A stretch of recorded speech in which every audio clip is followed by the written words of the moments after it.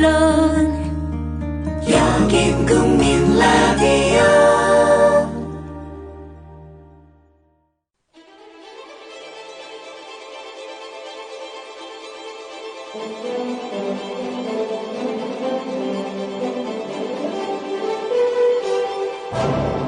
대한민국 99%를 위한 편파 방송. 나는 꼽살이다.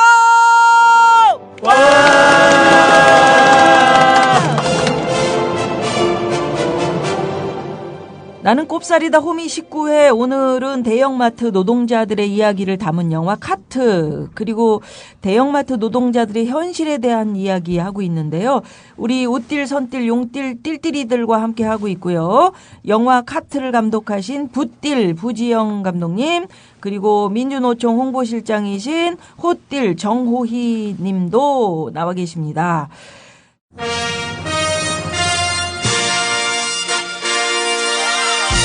민주노총이 사상 처음으로 직선제 임원 선거를 치릅니다. 유권자는 60만 명, 공직선거를 제외하고는 최대 규모의 선거. 미디어 협동조합 국민TV가 이번 주 토요일 저녁 8시 위원장 후보 토론회를 단독으로 생중계합니다. 위원장 후보로 기호 1번 전국 사무금융서비스 노조 정용건, 기호 2번 전국 금속노조 쌍용차 지부 한상균, 기호 3번 전국 공공연구노조 한국농촌경제연구원 지부 허영구, 기호 4번 전국 금속노조 두산인프라코어 지회 전재환.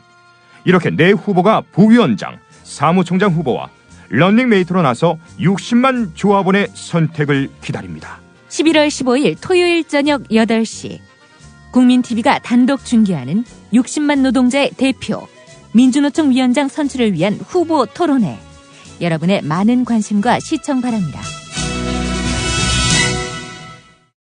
고객은 왕이다. 고객 감동 서비스. 회사가 살아야 우리가 산다. 사랑합니다. 큰일 났어요. 빨리 나와봐요. 빨리. 여기 있는 사람들이 전부 그 일을 못한단 말이에요. 엄마, 이거 부당할 거예요. 회사의 일방적인 계약 위반이라고요.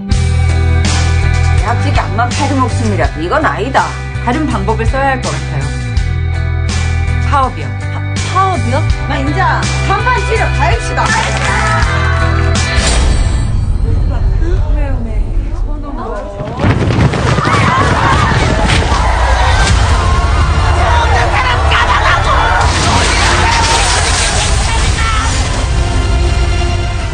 노조를 만들고 거기에 맞서서 싸우게 되는 과정인데 좀 분노, 이런 것들을 느낄 수 있었어요. 자, 영화 중반부부터는 본격적으로 이제 회사의 부당한 처사에 맞서서 싸우는 모습들이 나오는데, 저도 이런 거 본 적 있어요. 문제 풀어야겠다 생각한 것 중에 하나가 백화점 노동자인데 임신한 여성인데요. 앉을 수가 없는 거예요. 네. 임신 말기에 쉬어야 되는데 쉬지 못해서 유산한 사례들 봤거든요. 이거는 인간이 할 짓이 못 되는 거죠. 그렇지. 그리고 특히 또 감정 노동자들이기 때문에 제가 지금 백화점 얘기 나와서 말씀드리는데 어떤 통로를 제가 화장실 찾다가 잘못 들어갔는데 거기에 스마일 라인이라고 있더라고요. 그러니까 그 이제 직원들이 그 통로를 나오다가 스마일 라인부터는 웃어야 되는 거예요. 그래서 그 고객들을 항상 이렇게 대하시는 감정 노동자들, 마트 직원도 마찬가지고 네. 그분들이 그런 부분에 또 이제 압박감이 상당한 것 같아요. 그러네. 예. 영화 본 우리 선띠리 회사에서 어떤 수법을 쓴다고? 뭐 온갖 치사한 수법은 다 쓰더군요. 우리 그가 실질적으로 일어나고 있는 일들, 그지? 그러니까 일단 그 노동을 할 때부터 뭐 초과 근무 수당 이런 거 지급하게 돼 있는데 그런 거 전혀 지급하지도 않고요. 그다음에 그걸 뭐 초과 근무를 하게 하는 것도 그냥 뭐 딱 정해놓고 하는 것도 아니고 뭐 이 사람들한테 오늘 뭐 일을 해야 될 것 같으니까 조금 해달라 뭐 이런 식으로 이렇게 하는데 거의 뭐 안 하면 사람이 보일 수밖에 없는 뭐 그런 상황.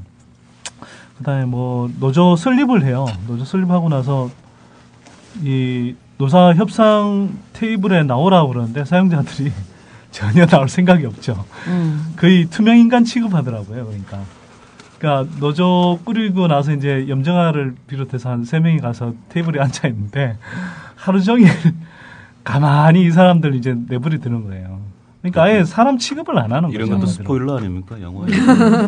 이 정도는 괜찮습니다. 우리 호텔님이 그러면 실질적으로 우리 그 노동자들이 뭐 어떤 식으로 해고를 당하거나 실제 현장에서 어떻게 부당한 처사를 받는지. 해고와 고용에 관한 한은 우리나라는 IMF 전과 후가 나눠지는 것 같아요.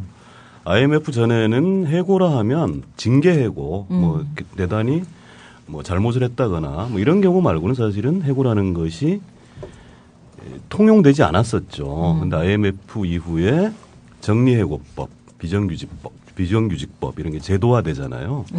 그러고 나서는 마구 정리해고, 대량해고, 그다음에 비정규직 기간 안 채우려고 해고 뭐 이런 것들이 횡행하고 구조화되고 일상화된 거죠. 그래서 드디어 이제 문자로 통보하잖아요. 그러니까. 당신은 오늘부로 해고되었습니다. 너무 마음 그것도 막 아프지. 아침에 출근하려고 애들 학교 보내고 이러고 가는데 문자가 또 오는 거죠. 기룡전자가 그런 경우였었고. 김포공항에서 그 뭐 일하시는 비정규직분들도 그렇습니다. 그랬었어요. 그럼 문자로 떡 받는 거예요. 도대체 절차고 뭐가 없습니다. 그냥 일단 자르고 보는 예의가 이런 없는 거지 예의가.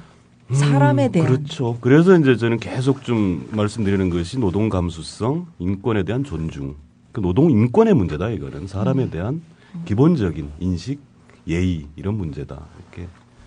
그래서 정리해고 비정규직은요, 진짜 이게 사람 사는 세상에서는 절대로 있어서는 안 되는 그런 것이다.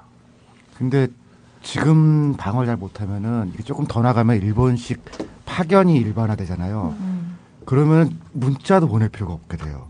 그냥 저쪽 회사에 통보하면 그만이니까 손에 피 묻히는 일은 다른 사람이 하는 거예요. 이미 사실은 구조화되어 있습니다. 우리 파견이?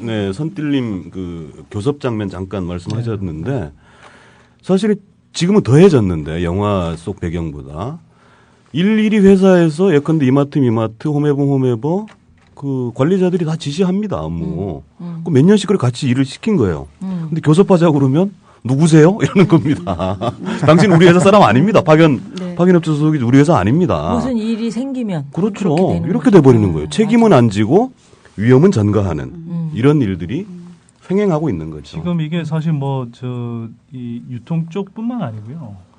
거의 전 영역에서 일상화되어 있는 것 같아요. 사실 이게 원래 우리 이제 건설 쪽에 보면 뭐 다단계 하도급 하면서 사고가 나면 사실은 실제로는 이 대기업 건설업체들이 그 실제로 일을 시키고 맡겼는데 늘 사고 터지면은 제일 말단에 하청업체한테 밀어버리거든요. 책임을. 근데 지금 이게 유통 쪽도 말씀하셨지만 단순히 비정규직으로 끝나는 게 아니고요. 이제는 이제 그 아예 용역업체로 노동자들을 다 이전시켜 버리잖아요. 그래서 파견 근로하는 형태로 이렇게 만들어 버리는데 그렇게 되면 실제로는 일은 직접 시키는데 그 문제가 생기거나 무슨 이렇게 어떤 책임질 일이 있으면 다 이제 회피해 버리는 거예요. 근데 이게 정말 일상화되는 정도를 넘어서 이렇게 너무 만연해 있는 게 최근에는 그 이렇게 고용 통계를 보면 뭐 청소 시설 관리업 이런 게 굉장히 많아지는데 그게 뭐냐면 다 청소 아줌마, 그다음에 경비업 이런 거거든요. 근데 그게 최근에 막 고용 통계 보면 그런 사람들 숫자가 엄청나게 늘어나요, 그게. 가슴 아픈 현실이죠. 그게 생산직에는 지금 아직 못하게 돼 있어요. 그러니까 현대자동차의 비정규직을 파견하는 게 불법 파견이라고 대법원은 판결을 났잖아요. 근데 지금 박근혜 정부에서는 그거를 파견 일반화시키려고 하거든요. 그렇습니다. 그러면은 불법이 아니라 법을 바꿔서 불법이 아닌 걸 만들어 주겠다는 거거든요. 그러니까 이른바 그게 비정상인데 비정상을 더 비정상화 하려는 것이 이 정부가 박근혜 정부가 얘기하고 있는 비정상의 정상화이고 암덩어리 규제 완화한다잖아요. 대표적인 것이 사람에 대한 겁니다. 이런 마구잡이로 쥐어짤 수 있게 마른 수건 쥐어짜고 벼룩의 간을 빼먹을 수 있게 아예 법적 제도적으로 고착시키겠다는 것이죠. 그리고 이명박 정부에서 제가 가장 잘했다고 생각하는 게요. 뭐 널리 알려지진 않았는데 주급제를 도입하려고 했었어요. 그러니까 촛불 집회 나고 나니까 이 사람들이 어떻게 여기 나와서 이렇게 있을 수 있냐 찾아보니까 월급을 주니까 고용이 한 달간은 안정된다 이거예요. 그래서 주급제로 바꾸는 거를 하려고 했어요. 내가 그 목숨 걸고 막았죠. 근데 이제 파견 일반화, 주급제 이런 게 소위 자본가들이 아직 가지고 있는 카드예요. 그래서 주급제로 바뀌면은 지금보다 더 힘들어지고 모든 정규직이 주급제로 바뀌잖아요. 그러면 매주 계약을 하는 거다라는 그런 사회로 가게 될 거예요. 편안한 거지 관리는. 예. 그 목숨 걸고 막아야죠 그런 건. 난 벼룩이의 간을 좀 빼가지고 선물 주고 싶은 사람들 많아. 왜 벼룩의 간을 빼먹고. 그래요. 그 법적으로 이런 것들 보호받을 수 있는 장치는 없어요? 흑딜님? 많습니다. 모든 법에 보호법이 붙어 있어요. 파견 근로자 보호 등에 관한 법률, 기간제 근로자 보호에 관한 법률 등등 해서 근데 이 보호가 전혀 안 되죠. 그러니까 예컨대 뭐 콘크리트 담장까지는 아니더라도 어쨌든 뭐 이렇게 보호는 해줘야 되는데 이게 쌀이문 옛날에 왜 이렇게 쌀이문 얼기설기 꽂아 놓은 틈이 너무 많은 오히려 이것은 2년 전에 자르시오라고 가르쳐 주는 겁니다. 합법이거든요. 2년 전에 자르는 것은. 그래서 영화의 배경이 예컨대 2007년이라면 지금 2014년 현재는 점 더 나빠져 있어요. 예컨대 지금 이마트나 그 홈플러스 같은 유통업체들에서는 쪼개기 계약이라는 걸 합니다. 2년짜리도 좀 너무 낯간지럽잖아요. 2년 꼬박 채워가지고 뭐 2년 한 달 전에 자르는데 낯간지러우니까 7개월 만에 재계약, 5개월 만에 재계약. 일 잘하면 계속 재계약 시켜줍니다. 이런 거예요. 그러면은 계속 연장되는 거거든요. 비정규직은 이런 것들이 있고 점오 계약이라는 것도 있어요. 점오 계약. 하루 8시간이잖아요. 아까 우틸님 말씀하신 주급제 이런 것도 사실은 탄력적 근로시간제 뭐 이런 것과 연동이 되는 것인데 근로기준법의 기준을 벗어나기 위해서 8시간에 30분을 싹 빼버리는 겁니다. 그리고 계약을 하는 거예요. 그러면 근로기준법 적용해서 벗어난다. 이런 것들이 진짜 이 보호막이라는 것이 없는 거나 마찬가지인 오히려 너무나 엉성해가지고 이건 편법도 아니에요. 그냥 점오 계약이나 이 쪼개기 계약이 합법이라니까요. 이런 식들이 일이 뭐 벌어지고 있는 겁니다. 방송을 예로 들면은 방송에서 일하는 스태프들 중에서 정규직은 아주 적고 대부분 다 비정규직이거든요.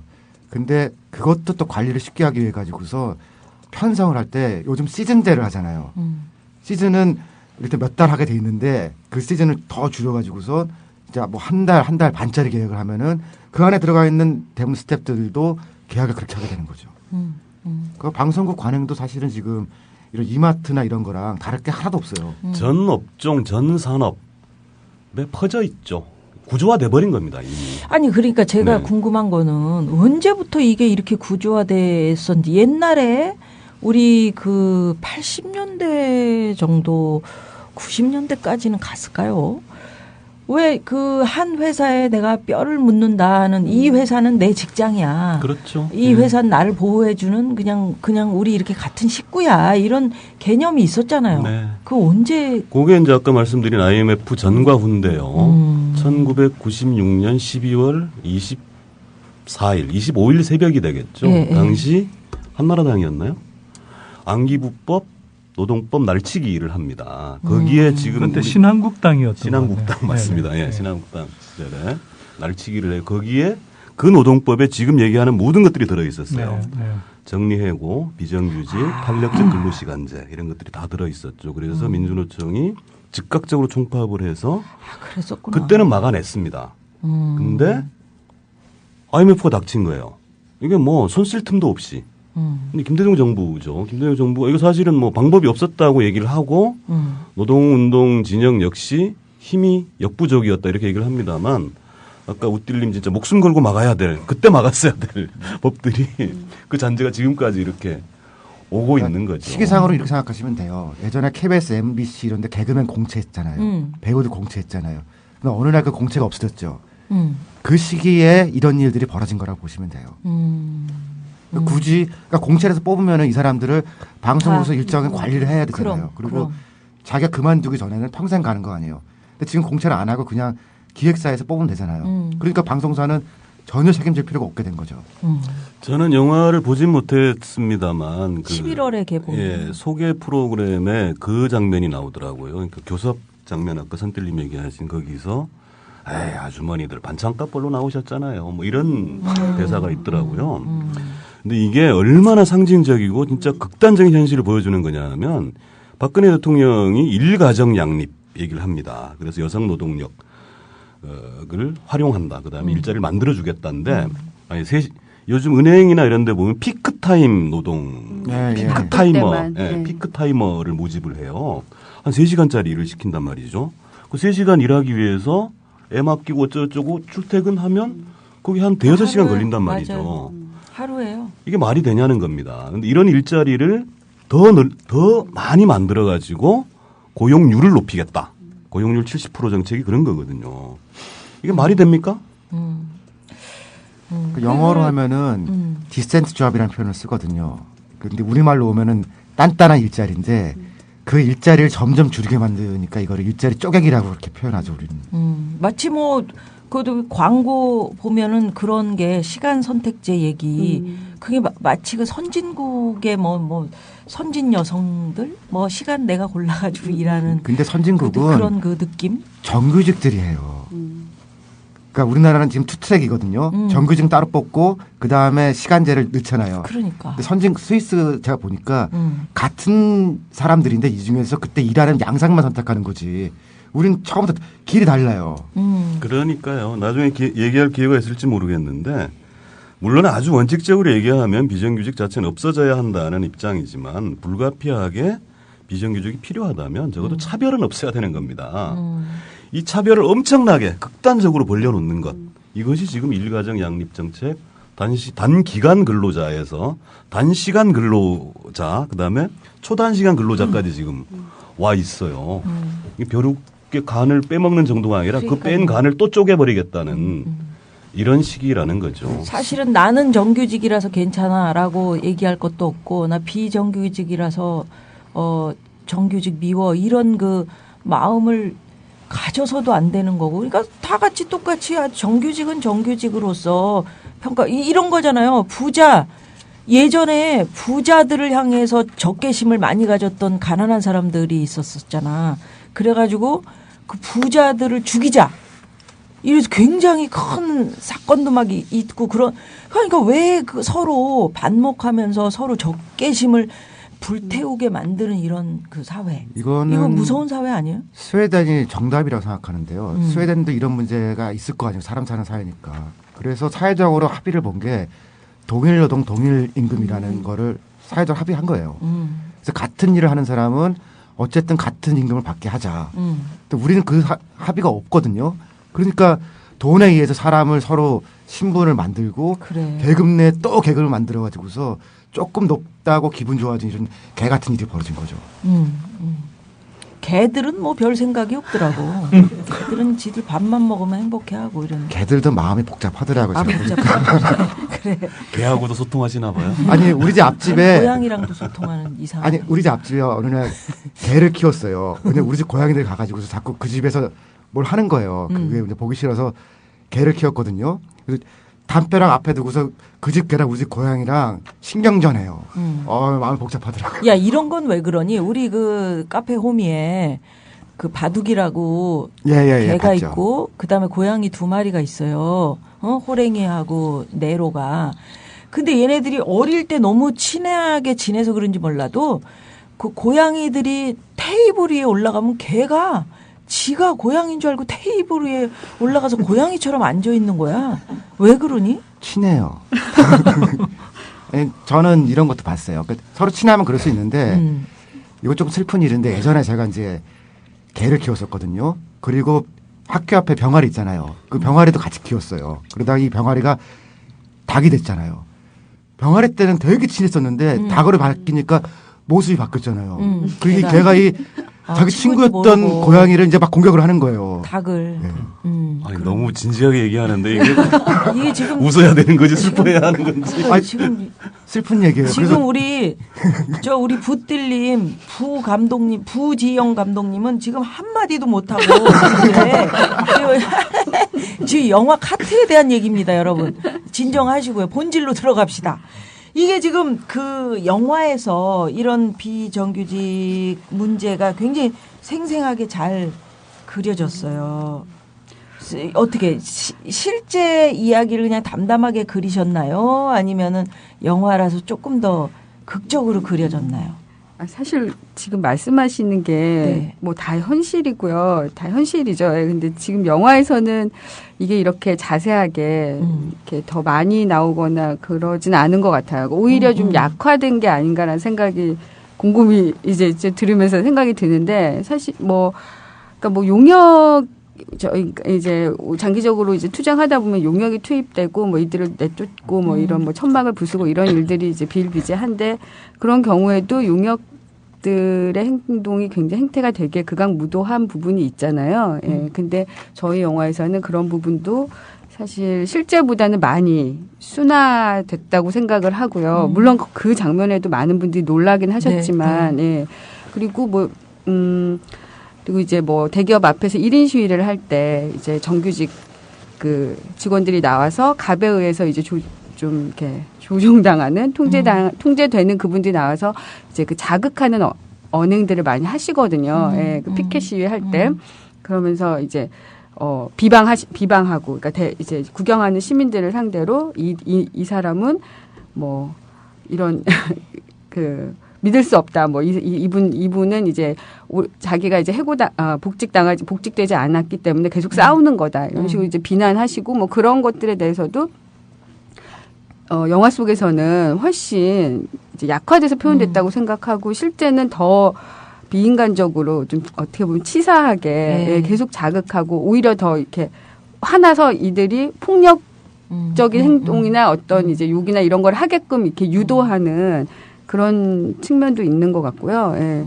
그래서 전반적으로는 사실 지금 호텔님 말씀하신 거에 비하면 되게 세 발의 피가 아닌가 영화는. 네. 그럼 실제적인 이야기를 우리 호텔님께 한번 들어볼게요. 이명박 정권 시절에 뭐 747, 4대강 이게 도대체 뭐 경제가 부흥이 됐는지 모르겠는데 제가 아는 유망산업, 급성장한 산업이 있습니다. 노조 파괴 산업이에요. 이게 정권부터 나서죠. 예컨대 파업한다 그러면 경제가 어려운데 웬 파업입니까? 이런 얘기 나오고 하잖아요. 근데 경기 좋을 때 파업하면 경기가 호전되는데 웬 파업입니까? 심지어 가뭄에 웬 파업? 가뭄하고 도대체 파업하고 무슨 상관이 있길래 가뭄에 웬 파업? 조중동 그렇게 딱 나와요. 그리고 왜 유망산업이 돼버렸냐 하면 뭐 지금 뭐 이랜드도 그랬습니다만 한진중공업, 코롱, 쌍용자동차, 유성기업, 만도, 용역, 이 준군사 조직, 그 컨택터스라고 홈페이지 들어가 보면요. 진짜 준군사 조직이에요. 뭐 그 장갑차 비슷한 것도 막 운용하고 이런 됩니다. 이 사람들이 투입됩니다. 그래서 예컨대 한진중공업 같은 데는 임금, 예컨대 파업 노동자들 임금보다 용역에 들어간 돈이 더 많다고 해요. 그래서 저도 이제 트위터에다가 어느 날 이제 올렸어요. 용역 알바생들일 거 아니에요? 그 용역 알바생들 혹시 임금 못 받으면 나한테 연락하라고. 근데 진짜 2명이 이메일로 연락이 왔어요. 그래서 노조 파괴로 동원된 그 대학생, 뭐 영남 지역의 모 대학생들인데 그 임금도 떼먹은 거야? 욕을 해. 뭐 어쨌든 태도 괜찮아요. 욕을 나중에 먹을 거야. 그렇습니다. 그래서 이게 노조 파괴라는 것이 정권, 그다음에 이제 조중동을 비롯한 언론, 회사는 말할 것도 없고요. 하나의 산업으로 자리 잡게 되죠. 그리고 근데 뭐 창조 컨설팅이라 유명한 노무법인이 있습니다. 기획 파괴를 해요. 그다음에 이제 일이 더 크게 벌어지면 대형 로펌이 붙죠.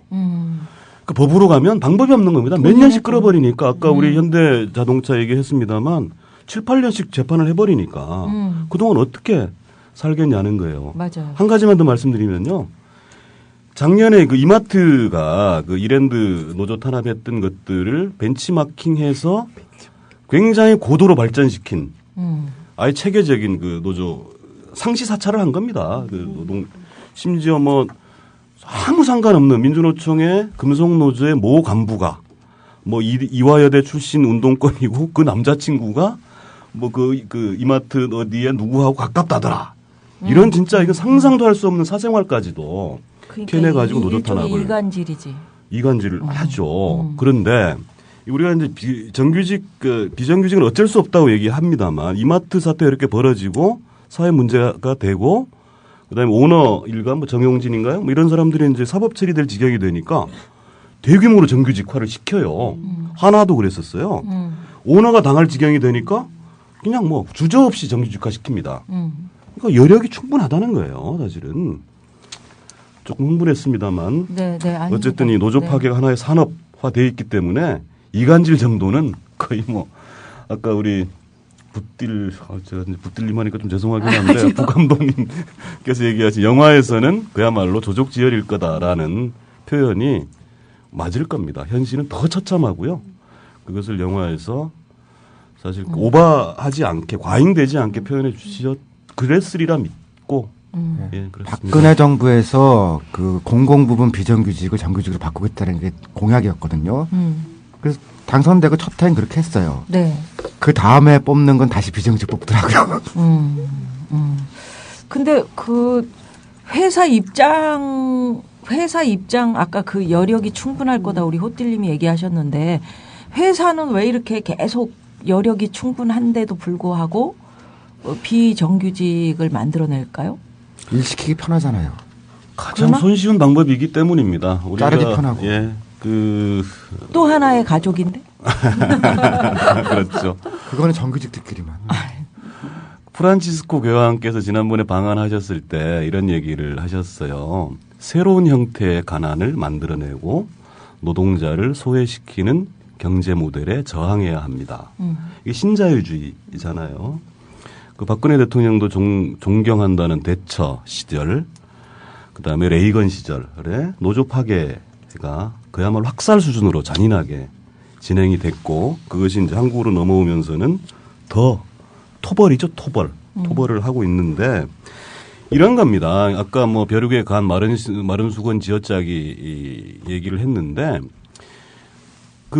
어쨌든 자본주의 기업은 이윤을 내야 되는 건 분명한데 성장 동력 뭐 이런 얘기 뭐 지금 경제 전문가들 모시고 제가 앞에서 주름 잡을 주름 좀 잡으십시오. 괜찮습니다. 수는 없습니다만 여기 쟤네 둘은 전문가긴 하지만 빵에는 안 갔다 왔어요. 근데 실질적으로 현장에서 일하시다 빵까지 가서 눈물 젖은 빵을 빵 줘요? 빵에서는 밥 줘요? 빵 줘요? 다 줘요. 근데 제가 당황스럽게. 전문용어로 저희가 괜찮습니다. 빵잡이라고 그래요. 네.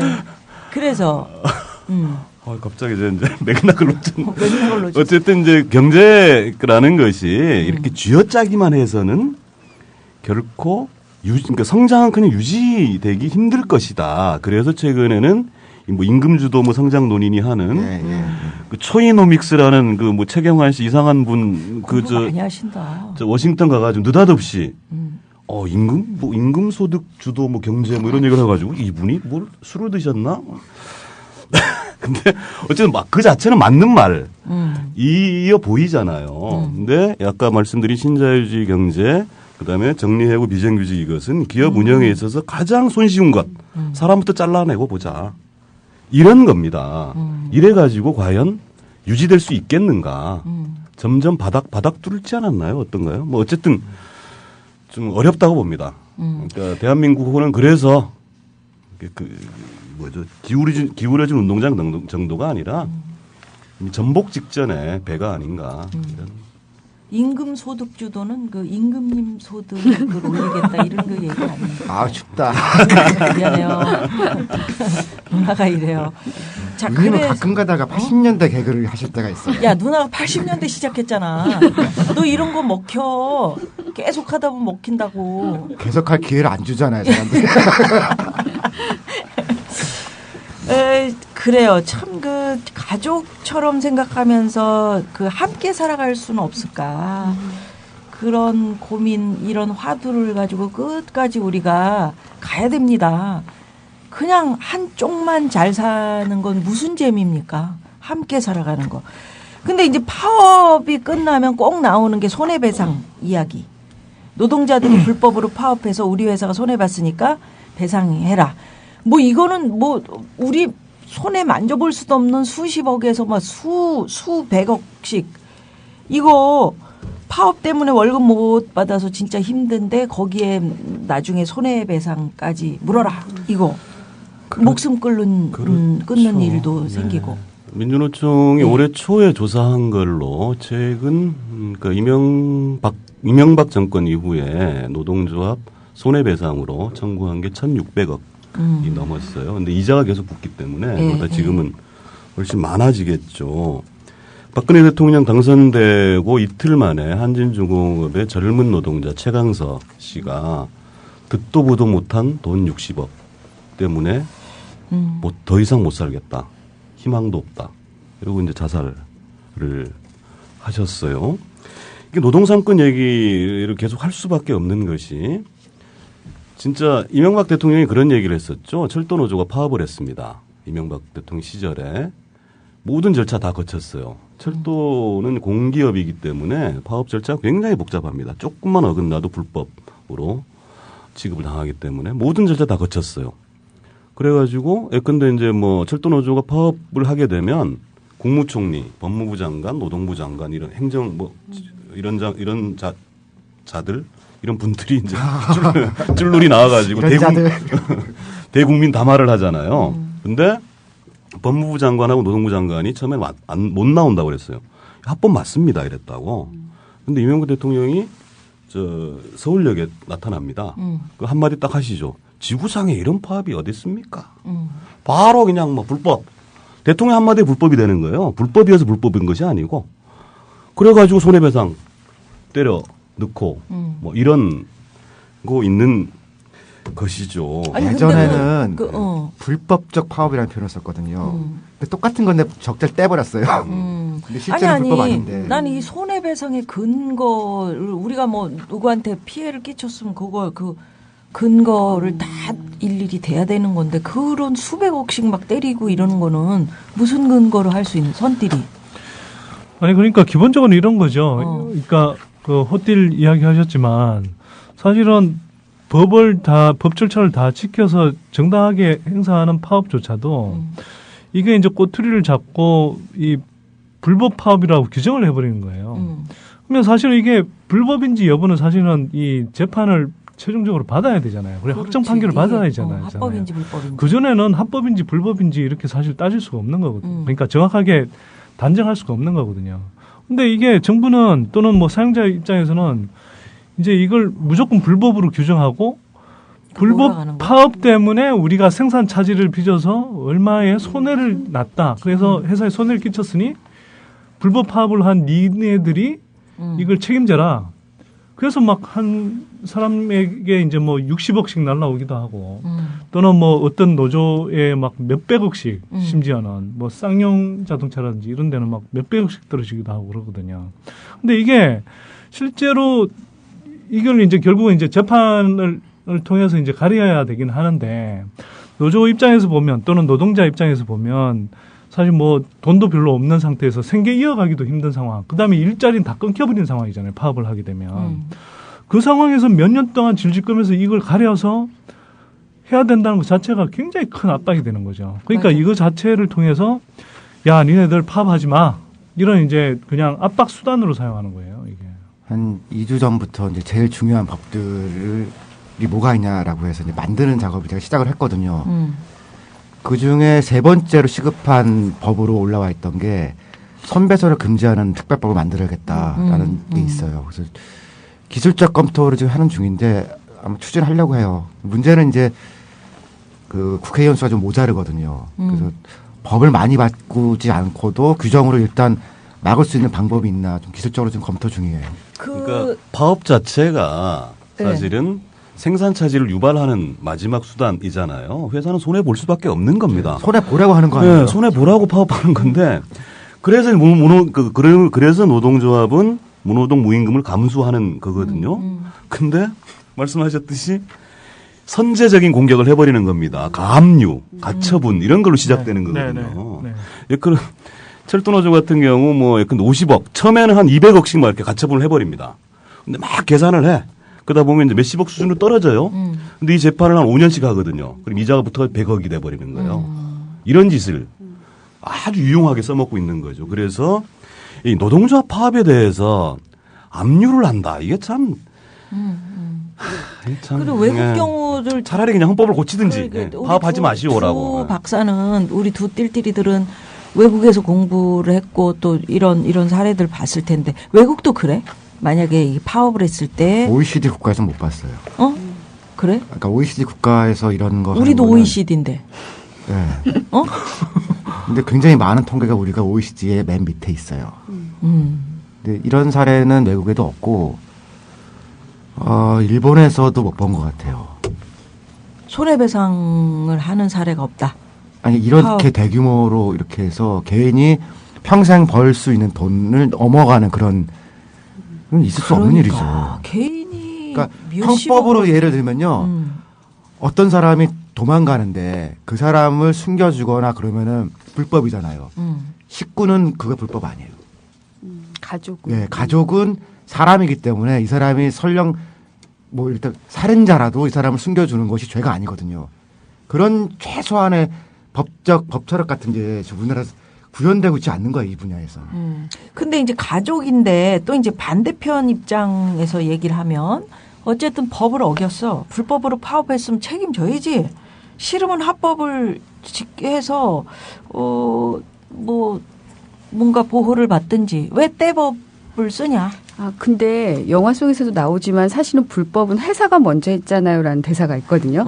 예. 그러니까 지금 제 순서는 아니지만 아니 순서가 없어요. 네. 여기는요. 아, 그러니까 지금 호텔님이 그 회사에 손해를 끼치려고 파업을 한다는 말이 사실 맞는데 그렇게 하려고 했으나 파업의 그 순간에 회사가 용역을 써서 대체 알바를 써서 그 마트의 가동을 그러니까 마트가 다시 일을 할 수 있게끔 해요. 그러니까 그 대체 알바를 투입하는 게 사실 불법인데. 그래서 어쩔 수 없이 노동자들은 그 마트를 점거하는 방법을 쓰게 되거든요. 근데 그 점거가 불법인 거죠. 영업 방해를 했다고 해서 손해배상을 때리는 거죠. 예. 그거 우리 사회가 점점 사람들을 똑똑해지게 공부를 시키는 사회 같아. 그러니까 당하지 않으려면 공부를 해야지 거기서 울고불고 뭐 바지가랭이 붙잡고 이거는 소용없는 그런 그 제스처다. 우리 저 호뜰님 네. 어떻게 생각하세요? 공부를 굉장히 그 민주노총 안에서도 이 노동자들 또는 그 사회로 뛰쳐나오려는 사람들에게 이런 공부의 필요성, 사회를 알아야 된다. 그걸 많이 느끼시나요? 예, 이명박, 박근혜 이 두 분 대통령께서 고마운 것 중에 하나는 우리 국민들을 굉장히 공부를 많이 하게 해 주셨잖아요. 4대강 환경에 대해서 공부해야 되고 박근혜 대통령 말할 것도 없고 뭐 남북 문제는 공부를 하게 만들잖아요. 근데 저는 이렇게 생각을 합니다. 그러니까 머리와 가슴인데요. 머리로 이해하는 것과 심장, 가슴으로 느끼는 것은 굉장히 깊이와 넓이가 좀 다르다고 봐요. 그래서 머리로 인식하는 부분, 뭐 아까 뭐 법철학도 얘기해 주셨고 경제 구조 얘기도 해 주셨고 노동 왜 기본권이 중요한가 이런 게 다 이제 이론적이고 머릿속에 잘 심어줘야 되는 거잖아요. 이런 것도 어렸을 때부터 가르쳐 줘야 됩니다. 공교육에서 알려줘야 돼요. 최소한의 균형을 위해서라도 알려줘야 되는 것이고 저는 카트에 대해서 뭐 거듭 고마움을 많이 느끼는 것이 가슴으로 느끼게 해줄 것이다라는 겁니다. 그러니까 영화라는 그 예술 작품을 통해 가지고 대중 예술 작품을 통해서 저거는 맞아 저거 나도 저랬었는데 우리 엄마도 저렇지 우리 아들도 저렇지 우리 친구 누구는 어떻다더라 이런 것들이 이제 한눈에 들어오게 하는 것들이 진짜 뭐 우리가 수백 명 모아놓고 몇 시간씩 교육시키는 것보다는 훨씬 큰 울림과 깊이와 넓이가 있을 거라고 보기 때문에 영화 카트에 대한 기대가 굉장히 크다는 말씀 다시 한번 드립니다. 잠깐 딴 얘기지만 쌍차 그 문제를 좀 해결하기 위해서 노란 봉투 운동 일부에서 제가 말씀을 네. 드렸는데 네. 그게 그 손배소 가압류 뭐 이런 것 때문에 힘든 우리 그런 분들 이제 우선적으로 너무 힘든 분들을 뽑아서 우리가 조금 돕자 하는 네. 십시일반의 마음이잖아요. 네. 근데 또 어떻게 생각해 보면 한편으로는 좀 그래요. 왜냐하면 회사가 이거 돈 우리가 모아주면 결국은 회사가 가압류한 그렇죠. 네. 거 때문에 회사로 돈이 들어가는 거예요? 네. 다 가져가는 거예요? 그렇지 않을 거고요. 어떻게 되는 거예요? 노란봉투 손잡고 운동은 손배 가압류 자체는 부당하다는 전제가 있는 거죠. 네, 그렇죠. 근데 워낙 장기투쟁 하는 분들이 힘드니까 그분들에 대한 지원이 우선인 것이지 생계 지원이 돈 갚아주자 이런 거는 기본적으로 아닙니다. 그렇게 되면 그렇게 또 생각하고 이게 또 얼마나 웃기는 일이 됩니까? 맞아요. 우리 같이 연대하는 분들 또 이런 분들 주머니에서 모아가지고 회사에 돈 갚아주는 이건 말이 안 되는 그렇죠. 거죠. 예. 생계 그런 오해가 초기에 좀 있었다고 알고 있어요. 네. 생계 지원입니다. 우띠리는 그 이런 아까 이런 문제 손배소 가압류 문제에 대해서 지금 고민하고 있다는 얘기인 거지? 네, 아까 그 손잡고 할 때도 저 발기인에 들어가 있었거든요. 너 발기인이니? 네. 하여간 처음에 우리 붓딜님 왜 웃으세요? 발기 얘기하는데 왜 웃어요? 아니요. 네. 우리가 여기 발기인들 많아요. 잘 못하는 게 발기인 잘 못하고 우리 비대위도 잘 안 돼요. 옛날에 우리 이주일 선배님이 그 얘기를 했었는데 좀 이주일 선배님이 뭐 저질이라면 저질, 뭐 고질이라면 고질 이렇게 뭐 보시는 분에 따라서 다르겠습니다만 용띠라 지금 아니 발기도 안 되는 나를 왜 발기인에 넣냐? 누님 자꾸 하니까 통하네. 자, 어찌됐건 비정규직 노동자들이 권리를 찾으려고 싸운다던가 2년 일하면 정규직 시켜준다고 그래서 열심히 일했는데 2년 직전에 해고한다든가 이런 얘기에 대해서 꼭 딴지 거는 사람들이 있잖아요. 있어요. 정규직 하고 싶으면 열심히 공부해서 시험 쳐서 정규직 되든지 남들 고생하고 노력해서 좁은 관문 뚫고 정규직 된 건데 어디 비정규직이 맘먹으려 드냐. 이런 주장에 대해서는 우리 호딜님 어떻게 보십니까? 놀라운 주장입니다. 아주 간단한 해법은 있죠. 은수저 물고 태어나셔야죠. 재벌가에 태어났으면 아주 그런 걱정할 필요도 없이 해결되는 문제잖아요. 이런 것들이 아까 뭐 잠깐 말씀드렸듯이 새로운 형태의 가난을 만들어내는 거예요. 가난 중에서 또 다른 쪼개기 가난을 만들어내는 거죠. 뭐 설국열차 얘기 많이 하잖아요. 꼬리칸에 있는 사람들은 나는 그래도 열차에는 탔다. 그 앞에 있는 칸은 우리는 꼬리칸보다는 낫다. 그 앞에 칸에 있는 사람들은 나는 저 밑에 칸보다는 낫지. 이렇게 이제 만드는 건데요. 나 설마 진짜 이런 주장이나 생각들을 실제로 하고 있는지 모르겠는데 이런 걸 한번 생각해 보자고요. 얼마 전에 중소기업청 젊은 20대 여성 노동자가 자살을 했습니다. 2년 네네. 정규직 전환 2년을 중소기업 연합회였었네. 예, 중소기업 연합회. 예. 거기 2년 한 달 앞두고 자살을 했어요. 그분이 뭐 하버드나 파리 10대학까지는 아니지만 굉장히 고스펙이라는 얘기 쓰나요? 뭐 어쨌든 굉장히 이제 이른바 스펙도 대단하고 재원이었다고 해요. 네. 근데 성희롱을 정규직 시켜주마 이걸로 이제 아자씨들이 계자씨라고 그러더만요. 요즘은 계자씨 그 성희롱을 각까지 감수하고 기다렸는데 정규직을 안 시켜준 겁니다. 스스로 목숨을 끊었어요. 이게 정규직과 비정규직 이야기입니다. 마트에서만 벌어지는 일이 아니라니까요. 그 공기업 중요한 그러니까 이른바 좋은 일자리라고 치는 그런 데서도 비일비재하게 벌어지고 있는 거죠. 그래서 의문을 가지려면 나는 왜 재벌 아들로 못 태어났지 이런 의문을 가질 것이 아니라 왜 정규직 비정규직이 차별되지? 왜 차별해야 됩니까 도대체? 여기에 이런 고민들을 좀 해봤으면 좋겠어요. 미국 자동차 회사 포드나 GM 같은 데 보니까요. 비정규직이 정규직보다 월급이 높아요. 왜냐하면 비정규직은 리스크라고 하는 위험이 있잖아요. 그러니까 그 위험만큼을 더 지불해야 된다라는. 그러니까 정규직만큼 어떤 혜택을 보지 못하기 때문에. 잘릴 수도 있고 그러니까 비정규직들은 이론적으로는 비정규직이 정규직보다 돈을 더 받는 게 맞아요. 이 사람은 이 일자리 안정성이 우리는 있으니까. 이상하게 쓰이고 있는 거네. 다 모르는 거죠 우리가 지금. 내다바이 당하는데도 당하는지도 모르는 거죠. 내다바이 참 전문 용어 오랜만에 듣습니다. 네. 저 사람이 파리 10대학을 나온 사람이에요. 아니 내다바이 불어 아니었어요? 나 불어로 알고 있었는데. 일본어입니다, 일본어. 아, 진짜. 그걸 또 짚어주는 너는 뭐야? 아니, 그러니까 내가 조금 더 잘난 거지. 제가 이 분위기가 적응이 안 돼서 감히 리액션을 못 하겠습니다. 뭐 저는요. 이 순간에 웃어야 되는 건지 울어야 되는 건지. 비웃어 주시면 돼요. 우리말로 조금 고급스럽게 풀면 삥땅 경제. 가로채기 경제. 네네네. 아, 근데 이제 그 귀족 노동자 이런 얘기가 가장 그 비난하는 사람들 입에서 많이 나오는 얘기거든요.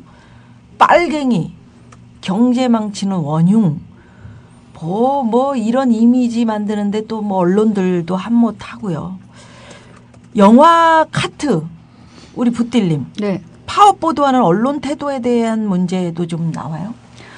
예, 간단하게 한 장면 정도에 나오는데요. 하고 싶은 얘기가 있으셨을 거 아니에요, 그 장면 속에서. 네, 뉴스 보도인데 그 노동자들이 이제 공권력에 의해 끌려가는 모습이 이제 나오는데 되게 이제 떼를 쓰는 모습처럼 보이고요. 그리고 그 위에 이제 그 기자분의 어떤 이제 멘트가 흘러나가는데 사측과 노동자 이제 각각의 의견을 그 보도한다고 보도하시는데 결국에는 이제 그런 이미지 예, 같이 그 멘트가 함께 흘러나감으로써 노동자의 목소리보다는 이게 중립적으로 보도된다고는 보도되는 것 같지만 노동자의 목소리보다는 아무래도 뭔가 더 신뢰감이 더 가는 게 사측이라는 거죠. 예, 그래서 거기에 이제 그 중립적이라는 말에 숨겨진 어떤 편파적인 느낌, 예, 그런 부분을 이제 저는 좀 보셨으면 했던 거고요. 예. 그러니까 이런 사안을 다루는 언론 보도들 보면 특히 한국의 언론 보도들 보면 노동자들의 요구 사항이 뭐며 왜 이런 파업이 벌어지게 됐는가에 대해서 배경을 전혀 짚지를 않아요. 네, 그래서 그냥 사측이 보도자를 내서 이렇게 했고 뭐 그다음에 현장에 가서 이렇게 하면 특히 그러니까 방송 같은 경우는 보면은 이렇게 용역 회사 쪽에서 이제 용역들을 많이 동원하니까 그렇게 되면 그게 이제 항거하려고 이렇게 충돌이 일어나잖아요. 그러면 그렇게 나오는 모습들만 딱 이제 비주얼로 보여주니까 이게 굉장히 이제 노동자들이 뭐 합리적으로나 논리적으로 푸는 게 아니라 늘 뭔가 무력 행사를 하고 뭐 이렇게 회사 업무를 방해하는 것처럼 늘 이렇게 비춰지거든요. 그리고 저도 이제 뭐 기자 생활을 해봤습니다만 같은 코멘트를 양쪽에 다 한다 하더라도 제일 마지막에 쓰는 코멘트가 대중들한테는 결론처럼 느껴져요. 그러니까 예를 들어서 뭐 노동자들이 뭐 이렇게 했습니다. 그러더라도 근데 사측에 대해서는 뭐 이를 불법 파업으로 규정하고 도저히 묵과할 수 없습니다. 이렇게 돼버리면 회사의 입장이 사실은 그 기사의 결론이 돼버리거든요. 근데 한국의 언론들이 다 보면 교묘하게 그런 식의 수법을 써요. 굉장히 좀 간악한 보도라고 그래야 되나? 기계적 균형도 참 화나는 일이지만 이게요, 진짜 너무너무 화나고 서글픈 것 중에 하나는 그런 근데 충돌이 벌어질 수도 있겠죠. 누가 뭐 주로는 회사 측에서 사실은 유발을 시킵니다. 근데 이 스포츠 중계하듯이 보도하는 경우가 있어요. 작년 12월 22일 수천 명의 경찰 병력이 민주노총에 난입을 합니다. 없다고 얘기했어요. 당신 철도노조 지도부 잡겠다. 없습니다. 제가 그때 대변인이었었거든요. 기자회견까지 다 했어요. 여기 없습니다. 결국은 쳐들어왔어요. 근데 채널A, TV조선 이자들 어떻게 하루 종일 생중계를 했으면 생중계. 그러면서 현관문이 이제 몇 시간 만에 이제 완마라 그러죠. 전문 용어로. 네. 깨버리죠. 그 순간에 깼습니다. 이러고 있었던 겁니다. 저도 그 안에 있었단 말이죠. 와, 정말 막 이게 서글픈 정도가 아니라 정말 이 죽음을 생각하는 분들 이런 극단적인 순간에 그런 분들 심정이 느껴질 정도로 우리 사회는 꽁꽁 진짜 포위되어 있구나. 이런 겁니다. 아픈 목소리에 대해서는 전혀 기울이지 않는구나. 그게 기계적 균형이라는 겁니다. 예. 그 노무현 대통령 의문이 있다고 그래서 집 앞에 그 카메라들 진치고 그다음에 그 출두할 때 고속도로를 쫓아다니면서 그 뭐 관광버스가 어디에 서고 화장실에 내리고 이런 모습들을 보세요. 그런 거 보면서 저는 뭐 어떤 대통령도 다 마찬가지고 어떤 유명인도 마찬가지겠지만 이런 게 그냥 그 사회적으로 뭔가 관음증 같이 그냥 쳐다보면서 나도 사실은 야, 저 어디서 어떻게 되는 거지? 그래 끝까지 봤단 말이지. 그런 상황이 너무 뭐 미안한 거야. 그게 이제 사회적으로 그냥 쭉 이렇게 그냥 흘러가다 보니까 이건 아무렇지도 않은 듯한 그런 느낌. 그 뭔가를 또 취재해내고 저거 깼습니다. 그럴 때 야, 이게 훔쳐보면서 그 어디 깨고 들어가서 저기 뭐가 될까 뭐 이런 거 훔쳐보는 그 심리. 두 띨띨이들은 뭐 할 말 없어 이 시점에서. 예술이 중요하다는 얘기를 하고 싶어요. 예술이. 그 중남미가 한참 어려울 때 그런 얘기가 있었는데요. 이론이 원래 현실보다 먼저 나온다고 그렇게 알고 있었는데 이론은 분석을 하고 나오는 거잖아요. 그러니까 현실보다 이론은 늦어요. 근데 현실과 같이 움직여서 앞에 서 있을 수 있는 건 예술이거든요. 예술은 보면서 느끼고 바로 할 수 있거든요. 지금 한국은 이론이 아무 역할을 못 해주는 사회인데 구조적으로 느끼다 보니까요. 그래서 지금 예술이 이 현장에서 우리와 같이 가는 방법밖에 없죠. 그러니 제가 고맙게 생각하죠. 자, 카트 얘기, 영화 카트 얘기를 좀 들어보면 붓딜님. 네. 영화 속의 촛불 집회 장면에서는 쌍용 자동차 해고 노동자 그리고 유성기업 노동자분들이 참여를 했다고 들었는데. 네네. 어떻게 해서 이분들이 참여를 하게 되신 건가요?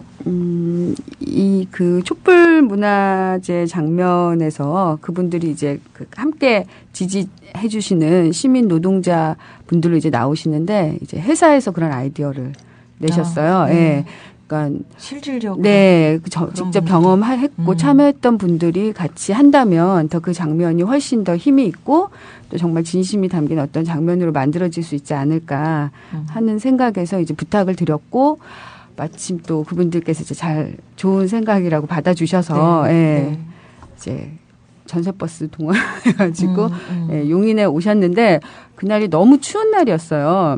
정말 장면을 보면 입에서 그냥 쉴 새 없이 그 입김이 쏟아지던 날이었는데, 그분들은 이제 영화 촬영을 처음 해보신 거고, 또 몇 시간 찍게 될지도 모르는데, 오셔서 저녁 9시부터 새벽 5시까지 참 바닥에 앉으셔갖고, 이제 그분들이 하시던, 이제 뭐 구호도 외치시고, 박수도 쳐주시고 했는데, 촛불도 들고, 너무 추웠는데 정말, 되게 감사하게도 끝까지 잘 해주셔서. 예. 그래요. 붓딜님 영화 보면은 낙숫물이 바위를 뚫는다 이런 대사가 자주 나온다 그래요? 네. 어떤 의미를 담고 있는 건가요?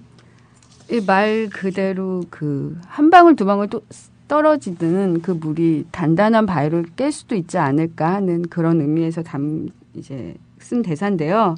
그러니까 노동자분들이 비록 힘은 좀 시작은 연약하더라도 시작은 미약하더라도 결국에는 이제 어떤 거대한 이제 권력, 거대한 어떤 자본, 거대한 힘들을 이겨내고 승리할 수 있을 것이다라는 그런 이제 의미를 담은 대사로 썼던 거고요. 네.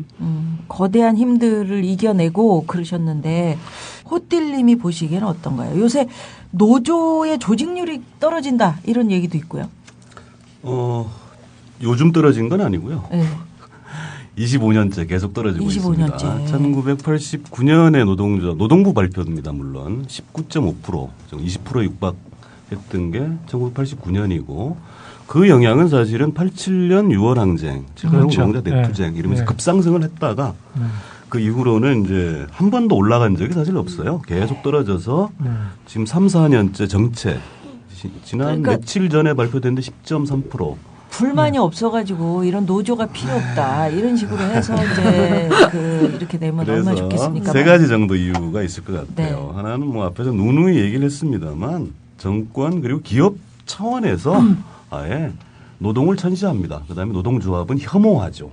타도 대상, 좌빨의 본살이잖아요. 어쨌든 그리고 뭐 누구도 노동 기본권을 알려주지 않는 것. 멀쩡하게 있던 공무원 노조, 정교조 하루아침에 불법이다 선언해버리잖아요. 그러면 이제 다시 살아오려면 법원 가서 살아오시라. 이런 짓을 하고 있는 것이고요. 둘째는 이것 좀 굉장히 강조하고 싶은데 문화적 이데올로기적 측면이 있어요. 괴벨스가 이런 이야기를 했답니다. 대중을 단결시키는 결집시키는 가장 쉬운 방법은 증오심을 심어주는 것이다. 공격 대상을 만드는 거죠. 우리 사회에서는 딱 두 가지 있잖아요. 하나는 종북, 북한, 종북, 좌익, 좌빨. 이러면은 그냥 그 노조가 그 중에 하나 들어가는 거고 민주노총이 중심에 있다고 여기게 만드는 거죠. 세월호, 유민 아빠, 김영호 씨. 그분이 도대체 뭘 어쨌다고 오직 민주노총 조합원이라는 이유로 공격을 하게 만듭니다. 이게 뭐 일배 현상이니 뭐니 합니다만 아주 전통적인 극우 세력들의 방식이죠. 증오심을 심어주라. 그중에 타켓을 민주노총으로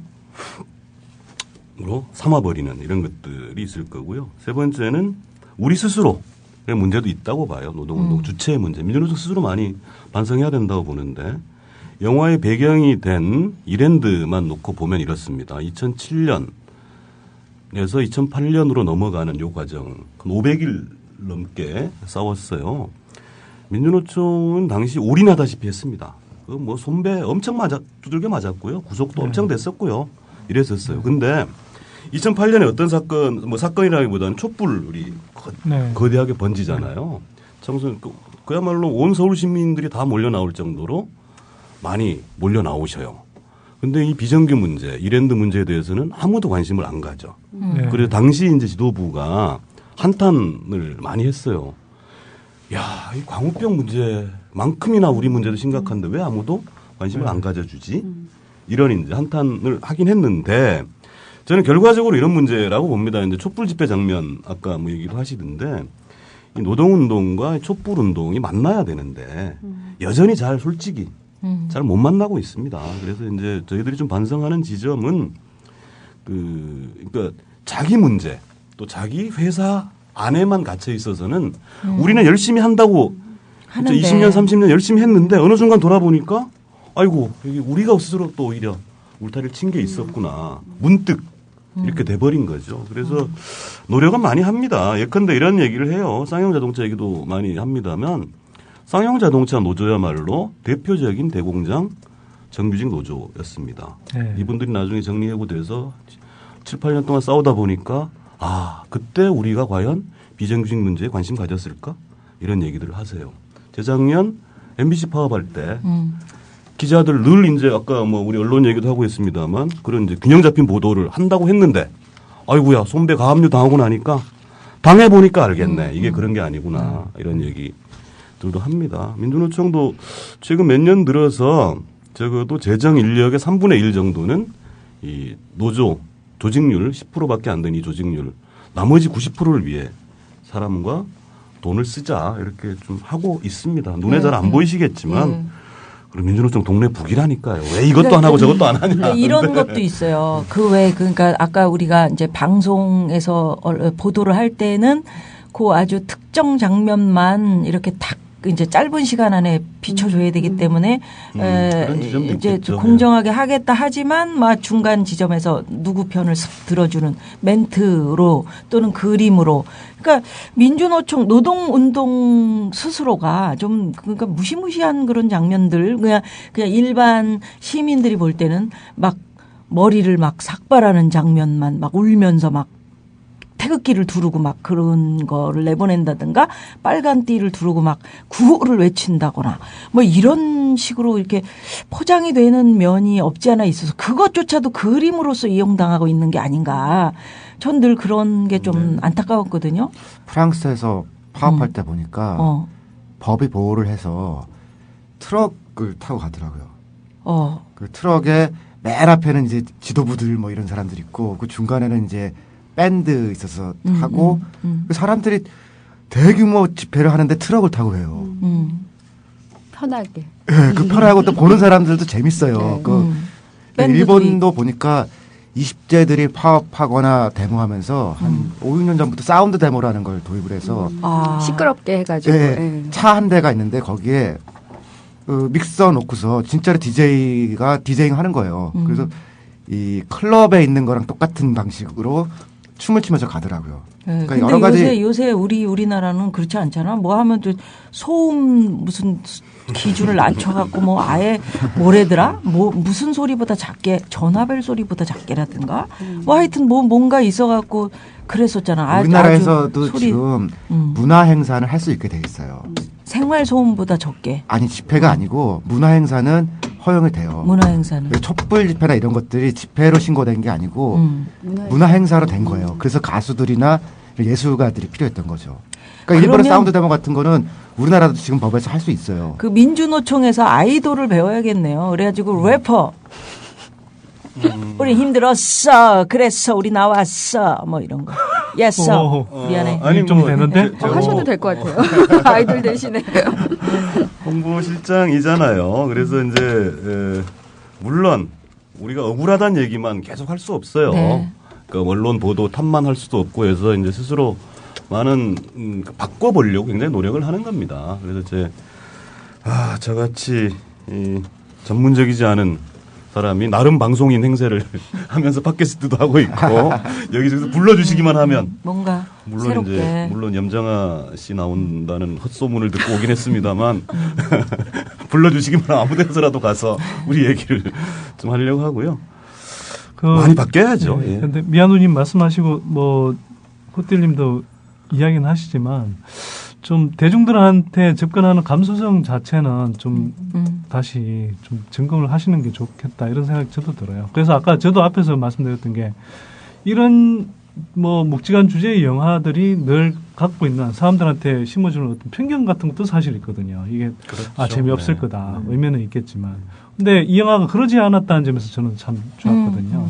그러니까 뭐 노종 운동도 사실 이런 식의 지금 이제 카트 영화 같은 접근 이런 것들이 좀 필요한 것 같아요. 그게 광화문에서 제가 느낀 점 한마디만 말씀을 드리면 그 경찰차에 딱 그니까 이제 뭐라고 그러지? 그 집회를 하면 경찰 차벽에 딱 막혀서 국민들은 그 안에서 무슨 뭐 집회를 모르고, 하시는지 네, 몰라요. 모르는데 일단 차벽이 막혀 있고 뭐 차가 막히는데 빨간 그 조끼를 입은 노동자들이 머리에다 빨간 띠를 두르고 쭉 나와서 그 광화문 거리를 활보한단 말이야. 차벽에 막혀 있으니까 무엇을 하는지 모르는데 무시무시한 복장이라고 생각하는 그런 그 빨간 조끼에 빨간 머리띠를 두르고 쫙 나오는 거봐 저놈들 때문에 또 길이 막혀 내 생업에 지장을 받잖아 라고 바로 욕 나오게 그렇게 맞습니다. 뭔가 그 분위기가 만들어지는. 제가 2010년에 우리 미아 누님한테 전화를 드렸어요. 그러니까 큰일 났다. 지금 이런 뭐 이게 폭로는 아니고요. 굉장히 도움을 주셨어요. 어떤 거냐면 지금 이런 말씀들 있잖아요. 그러니까 우리 조합원들이 익숙하니까 근데 익숙한 관성이 되어버린 겁니다. 사실은. 그래서 뭔가 변화가 필요하지 않겠나. 어떤 조언을 부탁하는. 그래서 뭐 그 당시에 미화 누님도 있었고 뭐 저는 연예인들 다수께서 얘기를 해 주셨어요. 근데 뭐 그렇게 지금 한 4, 5년 지났는데 내부적으로 그렇게 큰 변화가 있는 것 같지는 않고. 뭐 어쩔 수 없는 일이죠. 왜냐면은 목소리를 내야 되는데 한계가 있으니까. 예. 노동자보다 더 힘든 게 농민 집회예요. 그래요, 진짜. 할아버지들밖에 없거든 실제로. 근데 할아버지들 이렇게 앉아 있으면은 어떻게 해도 비주얼이 안 나와요. 아니 근데 그 농민들 스스로도 뭔가 말을 해봤었어요. 말을 하지. 여의도에 올라와서 쌀 좀 태우고 우유 뿌리고 뭐 예를 들어서 돼지 뭐 사지 찍고 막 이런 게 전부야. 그러니까는 그게 얼마나 그림으로 볼 때 혐오냐고. 그러니까 그런 게 안타깝지. 정치인들은 말로써 딱 정제돼서 딱딱 하잖아, 뭔가. 정제요? 뭐, 아니, 그 정제 딱딱 돼서 하잖아, 얘기하잖아. 그러니까 진짜 대충 하는 것 같은데. 역겨운 장면 중에 하나가 뭐였냐면, 김무성이 버킷리스트, 아이스 버킷 한 거. 얼음물 그런 거 보고 있으면서 정말 역겹더라고. 그러니까 이게, 근데 그 나타난 장면 자체는 되게 무슨, 책임 있는 어떤, 뭐, 그러니까 흔히 말하는 러블리스 오블리지 장면을 이렇게 실천하는 것처럼 보이는, 이렇게 연출을 하잖아요. 참, 하여튼. 그래요. 자, 영화 카트에 대한 얘기하고 있습니다. 자, 개봉일이 11월 13일.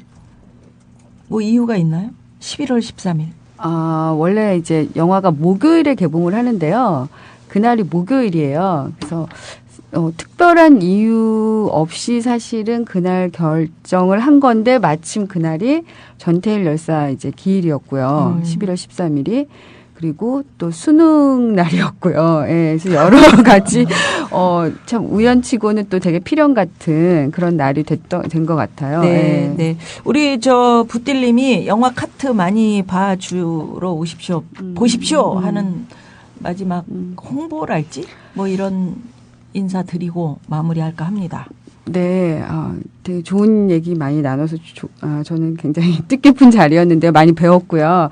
근데 영화 아까 앞에도 말씀하셨지만 저는 카트를 이렇게 뭐 비정규직 이슈를 다뤘다고 해서 뭐 딱딱하고 뭐 또 개몽 영화 이렇게 생각하지 않으셔도 되고요. 네. 다만 중요한 얘기는 공감인 것 같아요. 예, 이분들, 그러니까 우리 이웃일 수도 있는 이분들에 대해서 이분들의 처지에 대해서 같이 공감할 수 있는 그런 기회가 될 것이고 그게 앞서 말했지만 노동 감수성이나 그리고 또 인권 감수성을 또 키우는데도 되게 중요한 계기가 될 것 같다고 생각합니다. 네.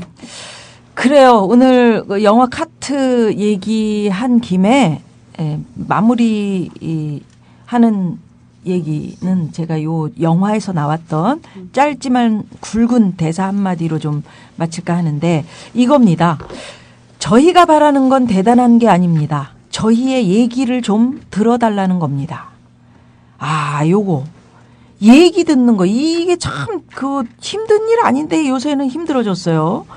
내 얘기 좀 들어달라. 우리 얘기 좀 들어달라. 이렇게 외치는 분들이 이 사회에 참 많은데 지금 우리가 얘기한 비정규직 노동자, 여성 노동자, 청소년 노동자, 청년 노동자, 세월호 유가족들도 마찬가지고요.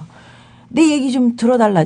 며칠 전에 제가 기자가 찍은 사진을 한 장 본 적이 있는데 세월호 가족들이 이렇게 피켓을 들고 대통령 지나가시는 자리에서 우리 얘기 좀 들어달라고 막 흔드는데 이게 대통령께서 쓱 살짝 미소를 짓고 쓱 지나가는 그 한 컷의 사진 그게 딱 잡혀 있어요. 그래서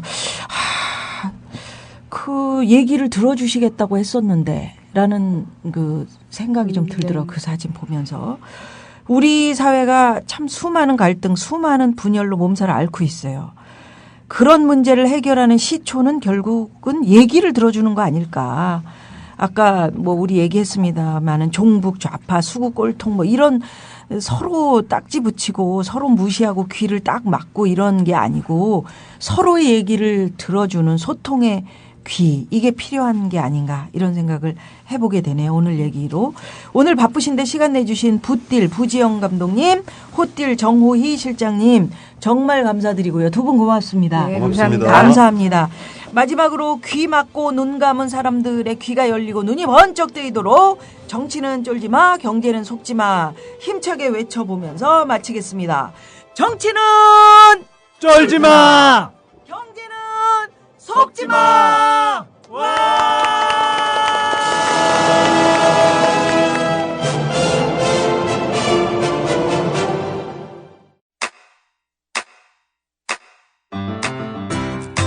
국민 라디오 지지하는 4가지 방법 아시나요? 다운로드하기, 별점 주기, 댓글 달기, 구독하기. 국민 라디오를 보다 많은 이들에게 전할 수 있는 가장 손쉬운 방법. 다운로드하기, 별점 주기, 댓글 달기, 구독하기. 잊지 마세요. 다운로드하기, 별점 주기, 댓글 달기, 구독하기.